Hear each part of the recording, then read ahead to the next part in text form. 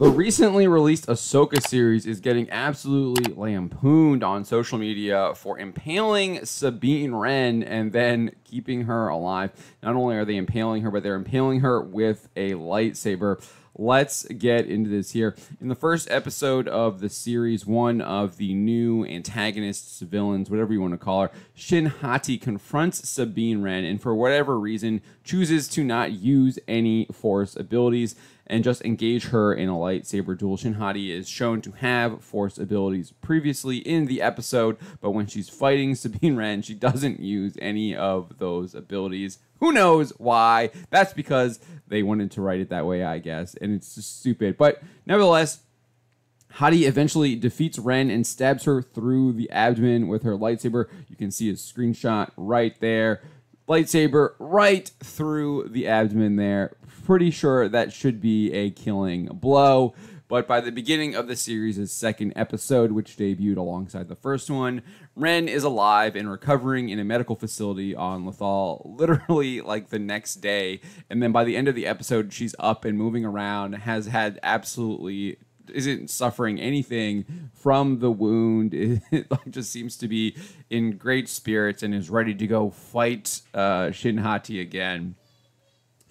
Viewers of the series were quick to point out that Jedi Master Qui-Gon Jinn died from a similar wound suffered in the Phantom Menace when he was defeated in a lightsaber duel by Darth Maul. YouTuber Yellow Flash even noted how Sabine surviving what should be a fatal death from a lightsaber is an ongoing trend with Disney Star Wars, given characters such as Reva, the Grand Inquisitor, and Cal Kestis all survived similar lightsaber wounds. Let's actually take a look at this because I think this is absolutely hilarious. Yellow Flash did a really good job with this. Kudos to him.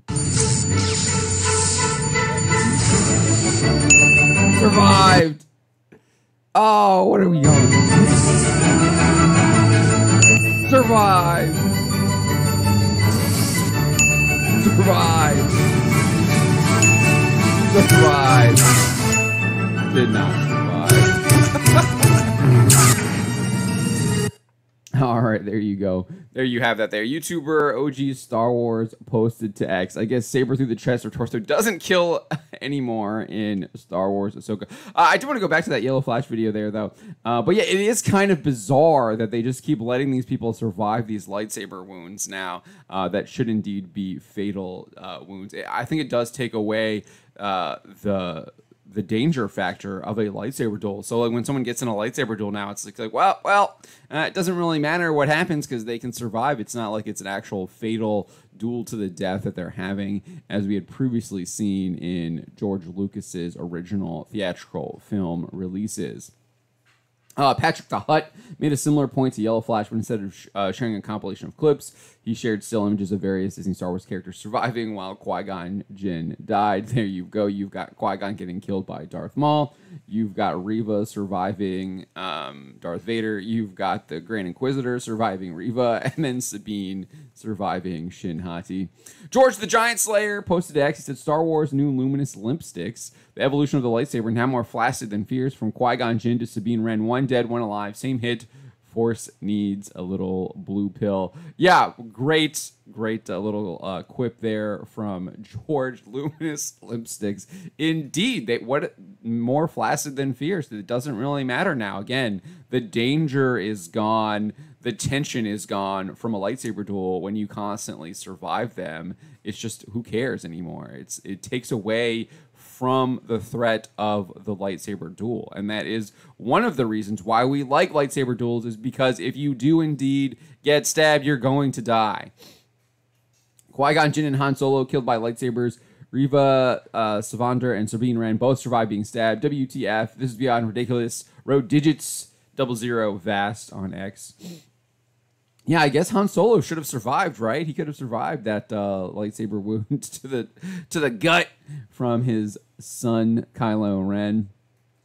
Colonel Stan mockingly shared a photo of Qui-Gon Jinn and wrote, Qui-Gon Jinn after watching the first episode of Ahsoka. I like this one because it's just like, are you kidding me? What did I just watch? It's great.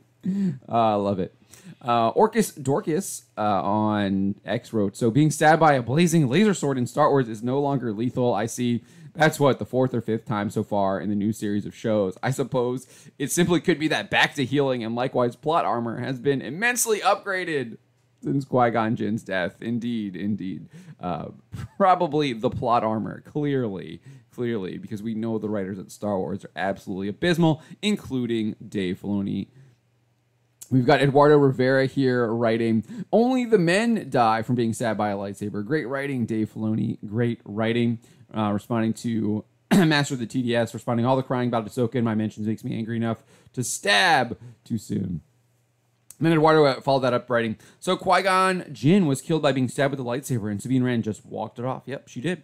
She was in the hospital bed for a day and then walked it off. That's exactly what happened. OG Star Wars here, I think, makes an excellent analysis here, kind of really highlights how they've ruined a lightsaber battle now, and there's no real stakes to them. Because she does point out that people can indeed survive lightsaber wounds, at least they did in the expanded universe. She says, to compare and contrast a saber impalement into the gut, torso, they can kill. If one can be evacuated quick enough and put into Bacta and or get organs cloned for transplant, they survive. Additionally, the recovery does take time. She then points out these two examples, Darkness Trilogy, Swarm War. Mara Jade and Jason Solo suffer from saber impalement. They are down for a week to a month in recovery. LOTF Invincible. Jaina gets impaled while fighting her brother, among other injuries, and is in Bacta treatment for more than a week. Jason Solo dies from Jaina's saber in his torso. So why is there no consequences for those in Disney lore? The massive injury does take time to heal, and people don't die from it. Exactly. Even if you do get wounded, there should be consequences to the wound, to your weakness. Don't see that in the Ahsoka series. She's just back up and moving around. And then we have this follow-up tweet here. So majority of Disney Star Wars characters who got impaled by saber were women and survived, but were they just all women? Can't have Reva dead twice, nor Sabine, whom is back in action. After Grand Inquisitor survived due to two stomachs. Absolutely garbage writing. Han got impaled, yet within Disney lore, one can say he could have survived if he didn't fall. Yep. Cauterization for fans explains it all away. She questions, it seals up the wound so they don't bleed out. People forget that it severely damages soft tissue like organs, major blood vessels, etc. is life-threatening or ending. The lightsaber heat is immense and can melt metal, but soft tissue is fine. We saw how it did to the blast doors in The Phantom Menace with Qui-Gon Jinn using it. It is just what the writer wants, which is poor writing. Exactly. I think that's the point of this. I have already posted examples yesterday in the original lore of cases which we just went over, of characters surviving. How they survive and what happens next makes it more believable. Exactly. That's the point. You want to keep the immersion within it. So you have to make it like, okay, yeah, you did suffer an absolutely horrific wound that usually kills people. So you have to Sabine Wren should be severely crippled potentially. She should have massive consequences. She had to be relearning maybe how to walk or something like that. I don't know. Give us some actual stakes. And then she says right here, there are no stakes in lightsabers. They're not. There are no stakes. If it's a main character, you can expect them to survive. They're not going to die. Who cares? It's really, really poor writing. And it's a pattern. It's a pattern.